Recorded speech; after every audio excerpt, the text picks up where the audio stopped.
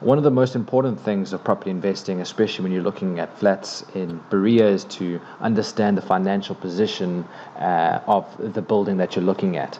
So today we're going to be looking at a property in Berea. This is the property here. It's a block of many units, and the specific unit we're looking at here is number 48 Primrose Terrace, Berea, Johannesburg.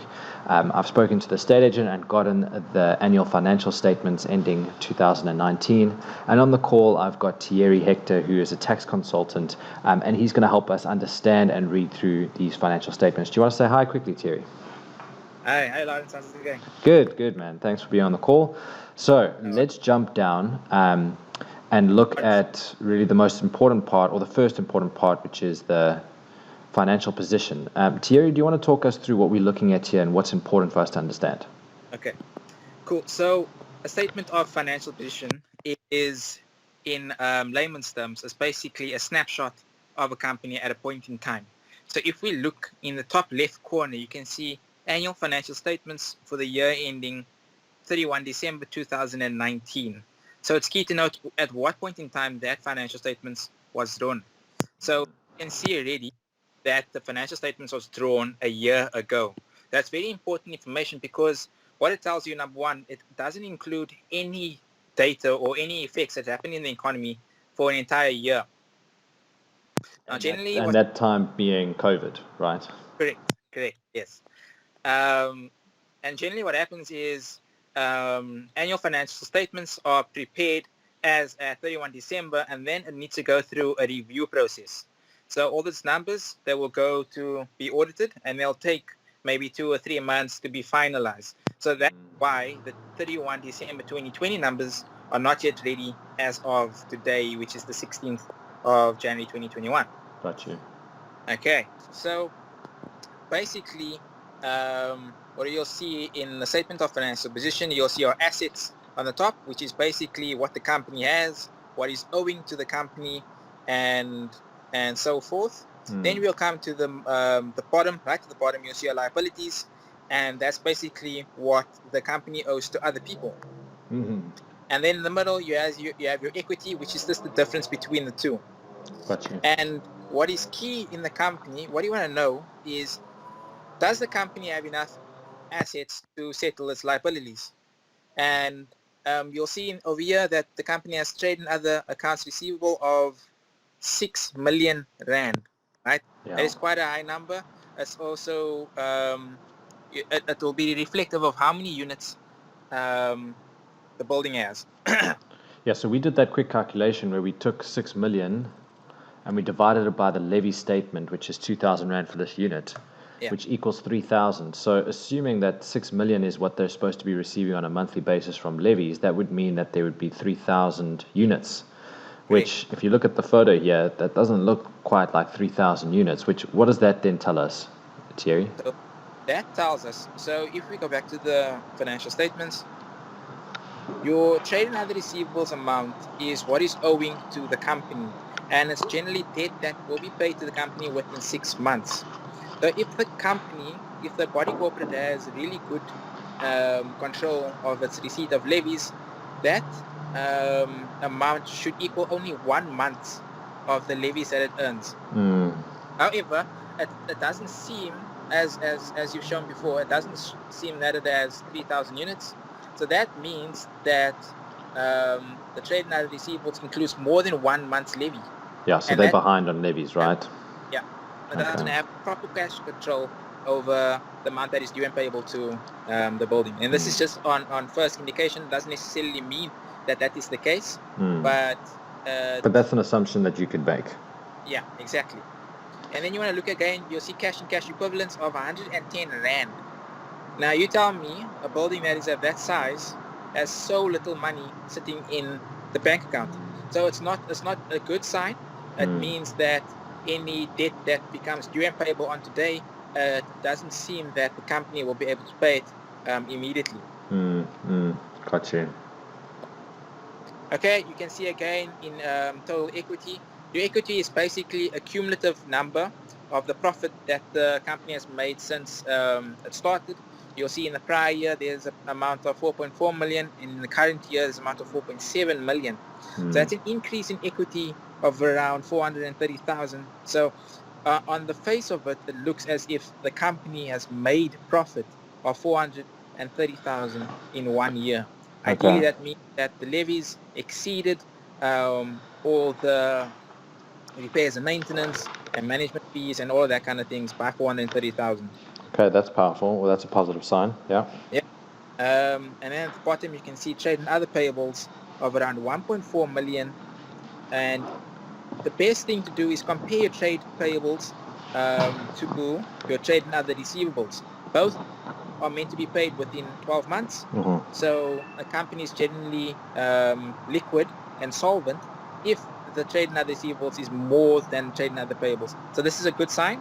It means that the body corporate can pay its debt 3 times over the assets that it has. The issue being that it doesn't have liquid cash at the moment with this cash and a cash equivalent. So any debt that's payable now would be hard for them to cover, but they are liquid, which is good. Yeah. Because your trade and other payables is debt to be paid within 12 months, so the company should be able to pay it with the debt that it's going to receive in 12 months. Okay. So it's a good sign. Okay, cool. Is there anything else that you would look at here, or can we move on to the next section? We can move on to the next slide. Okay, so just stop me when you see something of interest. Okay, you can stop here. So this is not necessarily a good sign. It just shows net income of 1.4 million. I would want to see more of a breakdown of how that net income is made. I want to see how much levies that the body corporate has made during the year, whether there's been an increase between years. I want to see a breakdown of expenses. Have they managed to reduce this expenses from the prior year? Yeah, these are just totals. Hey, there's no line items explaining this in more detail. Exactly. So you can see, what you'll notice that for accounting reports, you'll see the notes number, right? So next to net income, you'll see the number 14. Next to total operating expenses, you'll see a number 15, right? Yeah. So that'll break down those amounts into further amounts. And the accounting standards stipulate that this is a requirement for reporting. So you have to get this information. Yeah. Also, isn't it a risk that we went from 2 million in 2008 to 1.4 in net income? So they've struggled to again retrieve more income from either levies or whatever it is from the building. So your statement of compliance of comprehensive performance is not necessarily what the company is collecting. It's basically what is due and payable to the company. It doesn't necessarily mean it actually received it. So let's say I enter into a lease agreement with you, Lawrence, and I am meant to pay you 1,000 rand a month for the entire period. So that means that at the end of the year, irrespective of whether I paid you that 1,000 rand a month, you record that levy in there as a revenue amount. Okay, so it's not collectible, it's what is being charged. It's not what's collected, it's what's being charged. Correct. Yes. And this 320,000 rand profit is probably what made their line item here, equities and liabilities, higher. Correct. Yes. Okay, I got you. So your next thing that you want to do is you want to go to your cash flow statement, which should be the next sheet. Okay, you can skip that one, don't worry about that. Cool. Here we go. Cash flow statement, okay. So you see your cash receipts from tenants and other control. So this is where you see whether the company has very good cash control. You'll see in the last year, they've recovered 1 million in 2018, but that dropped to 690 in the current year. So that's a drop of 330,000 rand in 1 year, meaning that the tenants are either experiencing difficulties or there's a high vacancy in the building. And sorry to interrupt you, but this is pre-COVID, right? So we should actually see another statement of 2020, and likely that trend would have continued. Yes, I would think it'll be much worse in 2020. I think that reduction from 1 million to 680 would be much less in 2020. Yeah. Could it also be that in 2018 they charged a special levy because they were incurring some sort of maintenance cost, and that's why in 2018 they had a much higher cash receipt? Yeah, that's a very good point. So where you'll see whether that actually is the case is on note 14 and 15. and you'll see how much money the company has made in revenue. Yeah, And we'll see that at a later stage, note 14.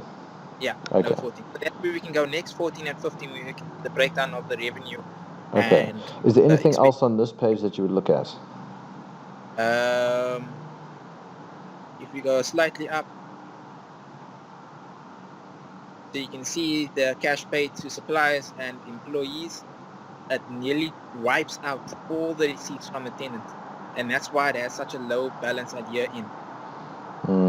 So no money is actually being paid into maintenance. It's just to cover suppliers and employees. Or would suppliers be your maintenance?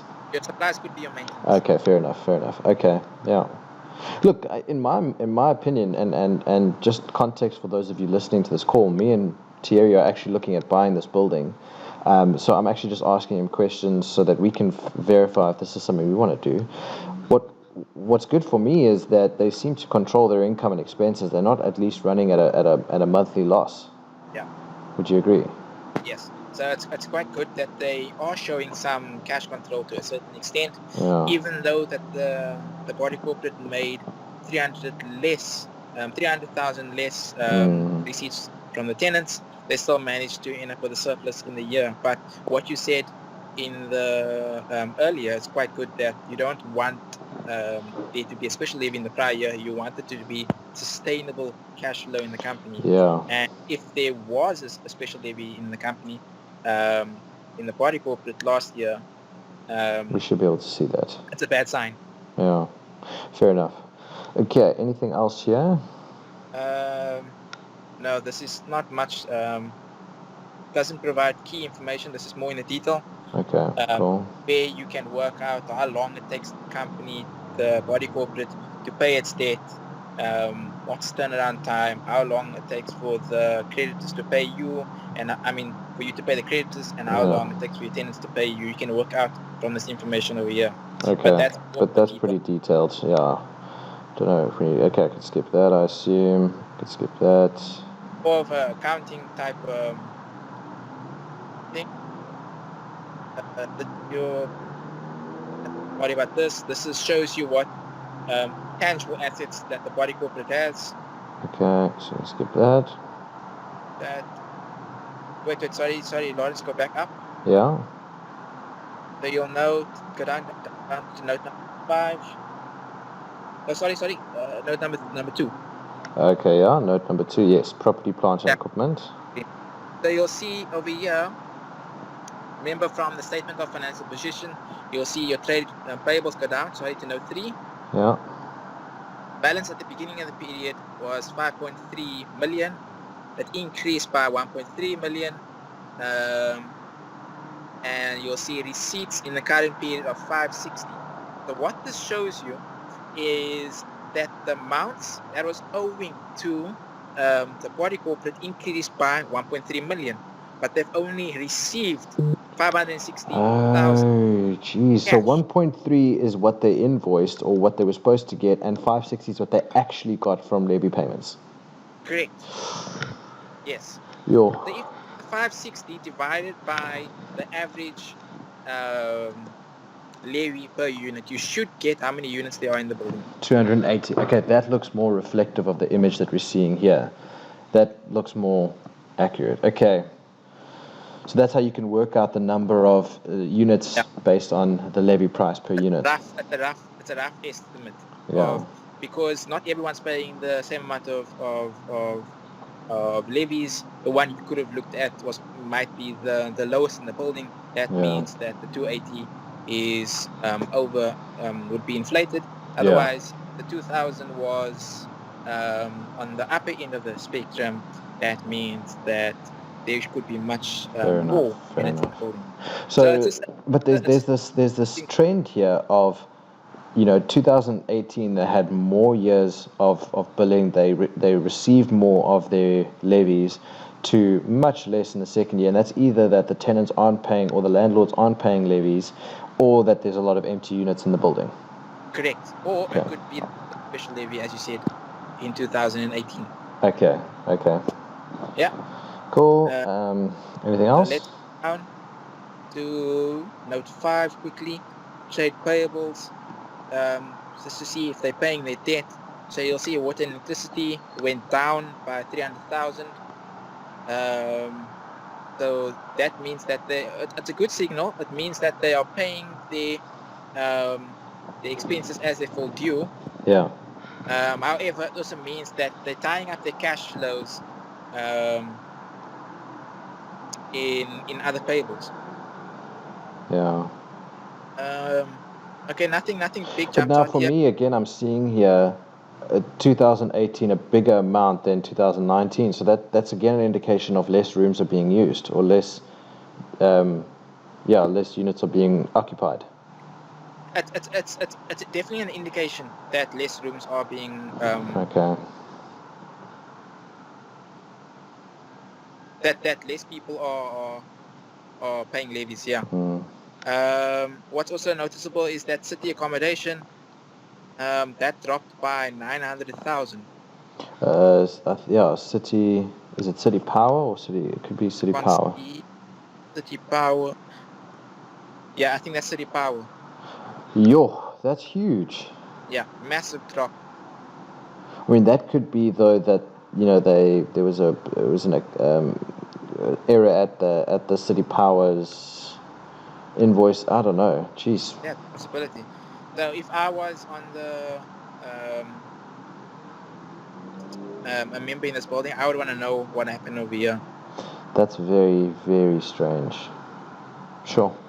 Cool. That's a question we can pose to the estate agent or to the body corporate. Yeah.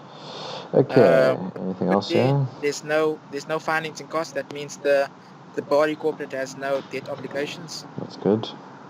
Yeah, that's a good sign. Detailed income statement.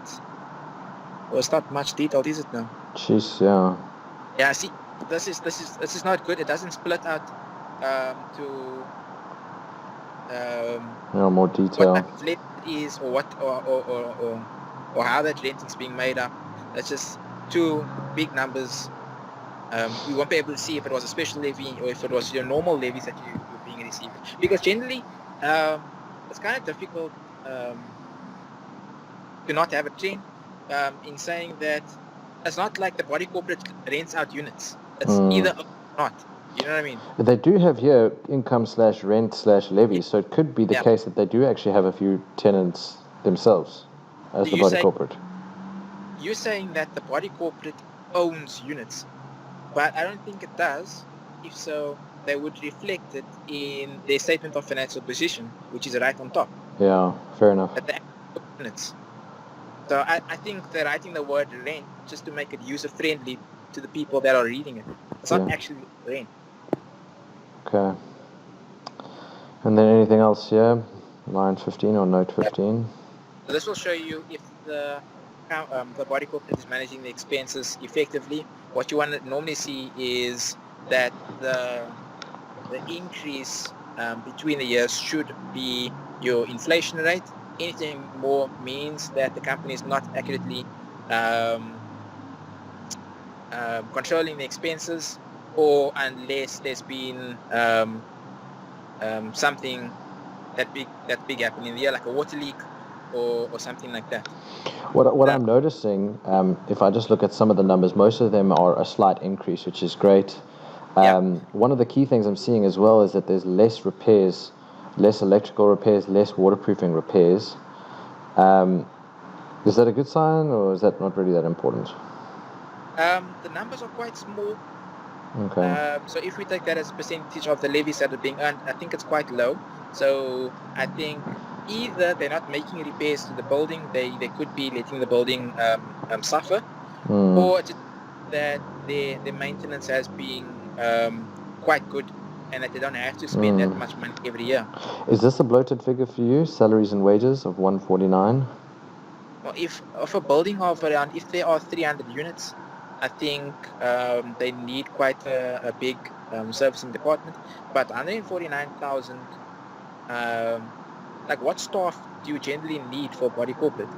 Yeah, you've got your rent collector, and then your rent collector is normally your management fee. See, by management fee, you'll see 70,800 rand. That's generally the agent that is collecting all the levies for the body corporate. It doesn't seem like an outrageous number for me, the 150. Is that a per month or a per annum fee? That's a per annum fee, yeah. Okay, I mean that's maybe one person's salary for kind of managing the building, but again, that's where your management fee comes from. Yeah, that's your management fee. Okay. I don't know where am I going to. Well, having looked at this, let's assume that the numbers make sense. We've done the cash flow statement, we've worked out our offer price, and really we're now just discussing, is this building a high risk, a medium risk, or a low risk? What's your opinion as an accountant? So based on the body corporate financial that I've seen in the past, this is quite good. This does give me, I would give this a green tick. It shows you that the body corporate is managing its expenses and income as best as they can. The company has quite a good amount in reserves. Yeah. However, that 110 sitting in the bank account, that's kind of worrying, because if the body corporate gets a fat water bill or fat electricity bill, it won't be able to pay that based on what's sitting in the bank. So I think that's the only red flag that this body corporate is showing me. Otherwise, I think it's a good buy based on these financials. Awesome. Thierry, thank you so much. If people want to reach you or get some of your consulting advice on a deal, how could they do that? Sure. Thanks, Lawrence. You can contact me at info@capehomesolutions.co.za, and we can work something out there. info@capehomesolutions. Yeah. Great. What I'll also do is I'll just add that to the comment section in the YouTube comments below.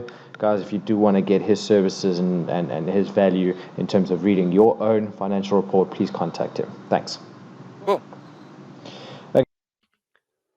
Thanks for watching another video with us. I hope you enjoyed yourself. If you're interested in learning more about how you can become financially free through property, here are 2 steps. Firstly, please go and get a copy of my book. You can get it at Exclusive Books, Amazon, or Take a Lot. If you're interested in getting more practical with property, perhaps you want to join our online university, or you want to get a one-on-one coaching experience, please go to my website, www.lawrencebull.com, and don't forget to subscribe.